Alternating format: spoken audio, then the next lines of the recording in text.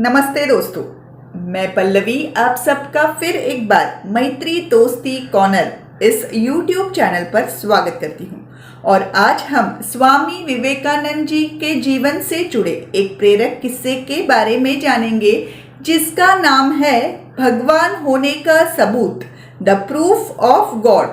दोस्तों, स्वामी विवेकानंद जी बचपन से ही बड़े तेजस्वी और बौद्धिक थे, जिन्हें हर बात पर सवाल करने की और उन सवालों के सही जवाब पाने की आदत थी।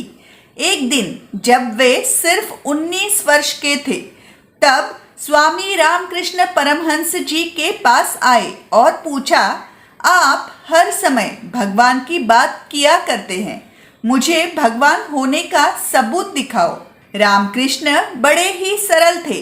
वे पढ़े लिखे नहीं थे, पर आध्यात्मिक ज्ञान रखते थे। उन्होंने विवेकानंद जी से कहा, भगवान होने का प्रमाण मैं हूँ। विवेकानंद जी को समझ नहीं आया कि वो इस बात पर क्या कहे, क्योंकि उन्हें रामकृष्ण परमहंस की बातें पागलपन लग रही थी। वे उनसे महान बौद्धिक स्पष्टीकरण की अपेक्षा कर रहे थे, लेकिन रामकृष्ण जी ने कहा, मैं स्वयं सबूत हूँ कि भगवान मौजूद है। रामकृष्ण जी के इस उत्तर पर क्या कहे, स्वामी विवेकानंद जी को समझ नहीं आ रहा था और वे वहां से चले गए। पर उनसे रहा नहीं गया और वे 3 दिन बाद वापस लौट आए और रामकृष्ण जी से पूछा, अगर भगवान होने का सबूत तुम हो तो क्या तुम मुझे भगवान दिखा सकते हो? इस पर रामकृष्ण जी ने स्वामी विवेकानंद जी से पूछा, क्या तुम में भगवान देखने की हिम्मत है? स्वामी जी ने कहा, हाँ। रामकृष्ण जी ने अपना पैर स्वामी विवेकानंद जी के छाती पर रखा, जिसके बाद स्वामी जी कुछ निश्चित समय के लिए समाधि अवस्था में चले गए, जहां वे बुद्धि और मन की सीमाओं से परे थे।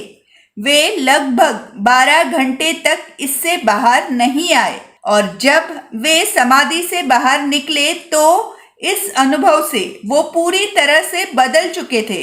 उन्हें भगवान होने का प्रमाण मिल गया था।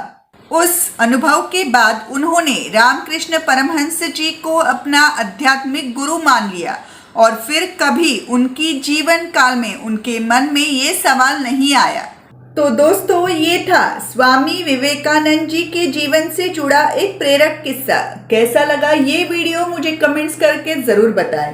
पसंद आया होगा तो इसे ज़रूर शेयर और लाइक करें और मैत्री दोस्ती कॉर्नर ये चैनल ज़रूर सब्सक्राइब करें और हमारा मित्र परिवार बढ़ाए। इसके बगल में जो बेल आइकन है वो भी दबाएं, ताकि जब भी मैं नए वीडियोस डालूंगी आपको नोटिफिकेशंस आ जाएंगे। तो फिर मिलेंगे ऐसे ही किसी नए विषय पर गपशप करने के लिए। तब तक के लिए स्वस्थ रहे, खुश रहे। धन्यवाद।